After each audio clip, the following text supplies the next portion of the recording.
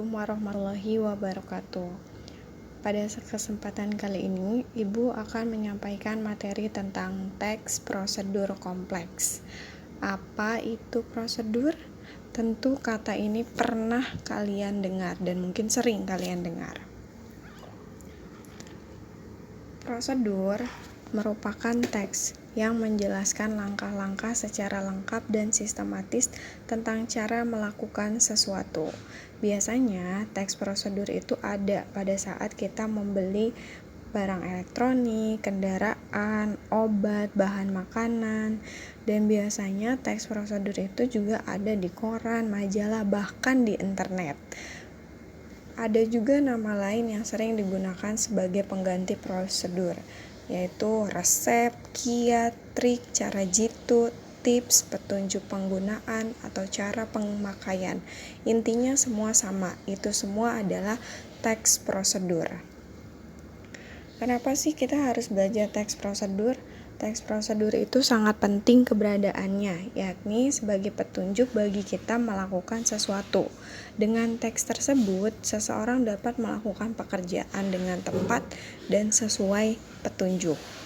Jadi, mudahnya, teks prosedur kompleks adalah teks yang berisi sejumlah langkah atau petunjuk kerja untuk menyelesaikan suatu pekerjaan. Kita lanjut masuk ke dalam strukturnya. Struktur teks prosedur, pada saat kamu ingin membuat teks prosedur kompleks, maka 3 aspek ini yang harus kamu perhatikan. Pertama, di awal paragraf, kamu harus menyampaikan tujuan kamu membuat teks prosedur kompleks ini apa. Baru dilanjutkan dengan langkah-langkah. Penegasan ulang ini sifatnya boleh ada, boleh tidak. Kalau digunakan, silakan ditegaskan kembali. Jika tidak masalah. Di sini saya sudah ada contoh teks prosedur kompleks, yaitu cara membuat EKTP. Di bagian pertama, sesudah judul, di sini jelaskan bahwa tujuan dari si penulis prosedur ini adalah ingin memberitahu kepada orang-orang bahwa membuat KTP itu mudah. Nah, dia jelaskan di situ, pertama kita datang langsung ke kantor kelurahan, membawa dan memfotokopi dokumen, kemudian menyerahkan dokumen tersebut, dan setelah selesai menyerahkan, kita akan melakukan rekam data, pas foto, pengambilan sidik jari, dan selanjutnya kita akan diberi surat keterangan yang ditunjukkan pada saat kita ingin mengambil EKTP-nya jika sudah selesai. Nah, contoh yang kedua ada protokol kedatangan begitu kita sampai rumah. Seperti kalian tahu ya, sekarang ini kita lagi di masa pandemi COVID yang dimana-mana itu banyak virus. Makanya sekarang ada kebiasaan baru. Kalau zaman dulu atau dahulu kala, kalau sampai rumah ya udah mau duduk-duduk, mau santai, nggak masalah. Tapi di masa sekarang, Kementerian Kesehatan menjelaskan kepada kita bahwa kalau kita sampai rumah, itu pertama, buka sepatu jangan sampai masuk ke dalam rumah. Kemudian menyemprotkan barang-barang yang sudah kita pakai dengan disinfektan supaya virus-virus yang menempel itu mati, hilang. Kemudian membuang semua alat yang kita bawa dari luar, mencuci tangan dengan sabun, membuka baju dan langsung mencuci bajunya. Terus jangan memegang benda apapun yang ada di rumah, khawatir tangan kita itu bawa virus, terus kita megang benda yang ada di rumah, jadinya virusnya pindah ke dalam rumah. Kemudian kita juga dilarang untuk langsung beristirahat, maksudnya dilarang langsung duduk gitu ya, takut juga ada virus. Jadi lebih baik begitu sampai rumah kita itu harus langsung mandi. Itu ada prosedur pada saat kita sampai rumah selama COVID. Nah, selanjutnya di sini ada aspek kebahasaan. Teks prosedur kompleks itu sering menggunakan kata kerja imperatif. Imperatif artinya perintah.